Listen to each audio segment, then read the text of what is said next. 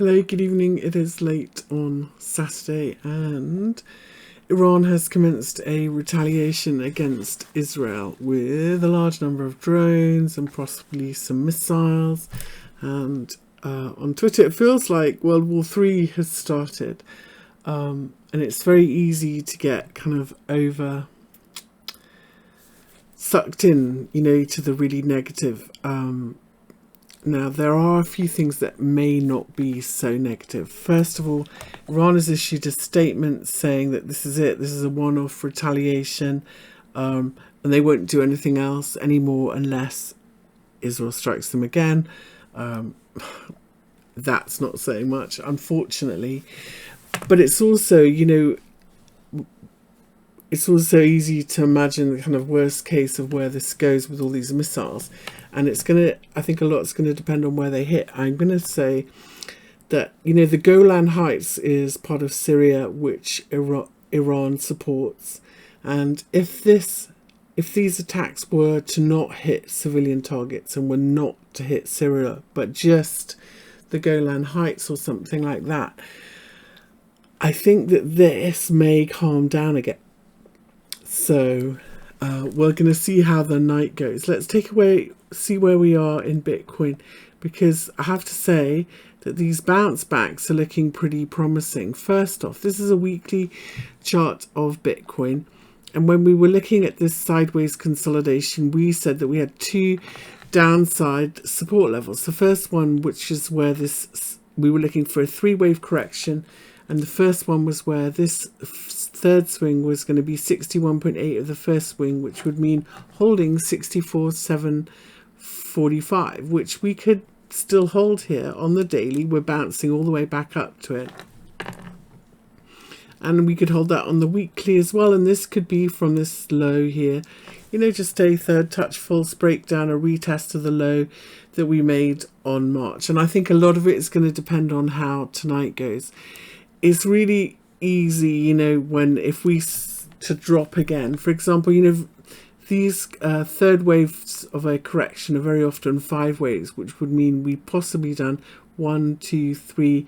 We may have a little bit of a bounce and one more retest to the lows, in which case we would still be looking for that second measured move target, which is where we have an equal measured move at the big round number 60,000. Now, I had some orders down there because I thought that was a really good level, not just based on support and resistance, a big round number, but it's also the 236 fib retrace from the 21st of November low. So 60,000 is the number that I'm looking for in Bitcoin.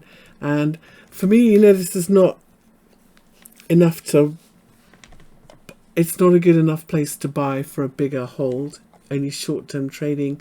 And if, when we started this choppy consolidation, if you reduced your leverage, whether you were at 60,000 or 64,000, one Bitcoin is still one Bitcoin, and I think it's just time to stick to the plan and let this just chop, basically. Now, could it turn into something bigger? I have to say that if it does look pretty nasty, if they do hit some civilian targets, if Israel threatens, I don't know. Next week is options expiration week in the stock markets, not just in the US, but in Europe too. Quite often, remember, a lot of people, especially in a really strong bull market, will hedge or buy protection by buying puts.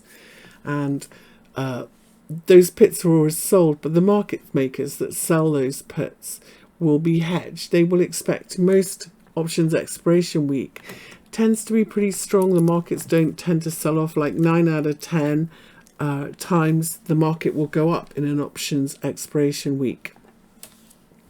But if this sell-off it persists, if it is pretty ugly, this attack tonight, and when the markets open tomorrow night or Monday, if we see continued selling, then those market makers may have to chase the market, and it could get quite volatile because of this options expiration week next week. So this is why I'm not, entirely sure that the bottom is in yet. But for now, this is a pretty bullish consolidation. What I don't like about it is that we are underneath this daily 50 moving average. So we would need to be recovering that to go back up to the top of this range again. And I actually think that now we should just widen this out and say that, we've got a little bit of a low here. And I wouldn't be surprised to see if we retested it and big round number 60,000 still.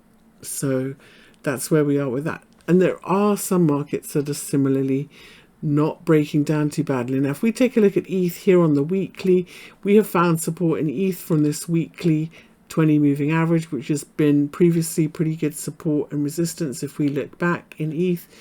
But here on the daily as well, if we're looking for a equal measured move pullback, we are underneath that previous swing low at 3,092 in this 61.8 level. This is where this swing is 61.8 of the first swing.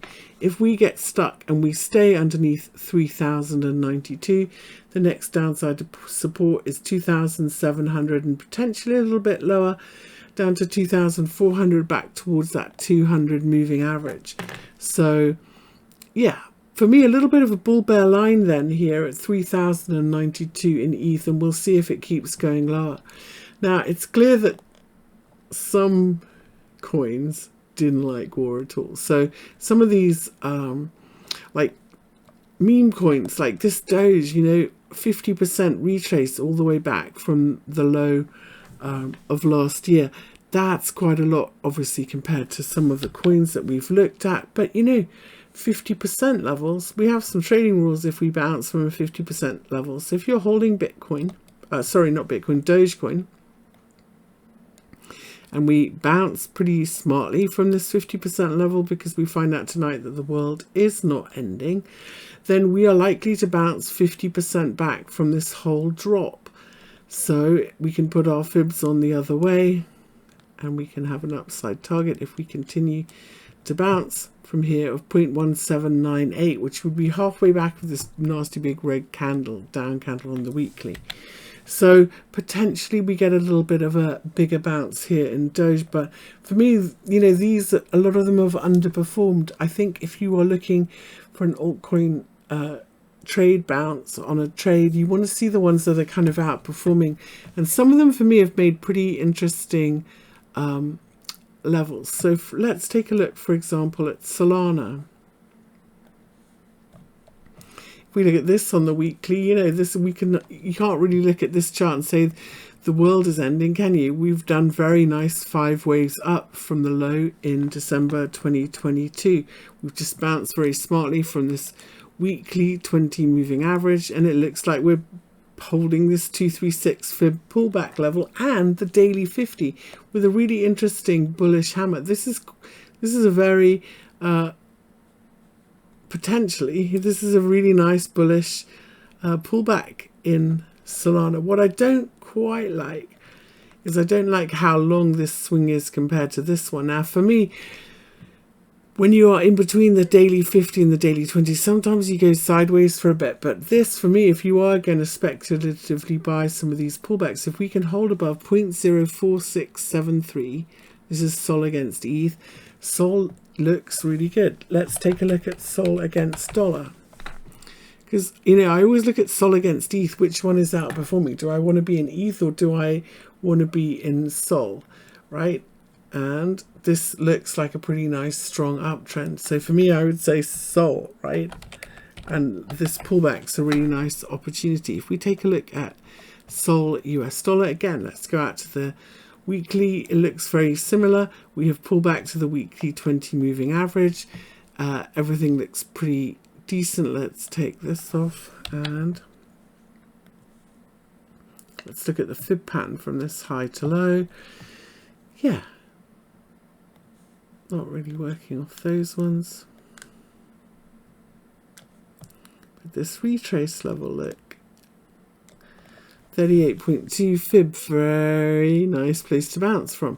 Now, for me, halfway back, this 158 back test of this 236 fib level would be the first place that I would be looking for. And that also this previous swing low. It's actually 162. So if we go down to the dailies, where the daily 50 moving average is. The daily 50 moving average is a really good trend support. Normally you can see getting back above this would tell us that the correction's over and we're going up again. Staying underneath 162 would point to more downside. So again, this is not looking like, and you know, if you compare, let's go back to the weekly, look at some of these other charts. This, you know, is starting to look like a bit of a blue chip one, isn't it? So again, outperforming. Some of them look pretty ropey. Let's look, for example, at this Ripple. If we look where we are big picture in this one, as I said before, this looks to me like a little bit of a giant bear flag. If we go from this low that we made at the start of the year and this support, yeah, have we broken down? I have to say, I don't think I trust this trendline support. And for me, underneath this, all of these moving averages and breaking down kind of makes me a little bit reluctant. However, if I measure from this high to this low, where might we go if we keep going? If we measure like this and we do the measured move thing, we have bounced from this exactly measured move where this swing is 61.8 of the first swing. So that kind of sets up Ripple to bounce here too. Now, if we look at the fib patterns, where are we? This is a very interesting 786 fib level.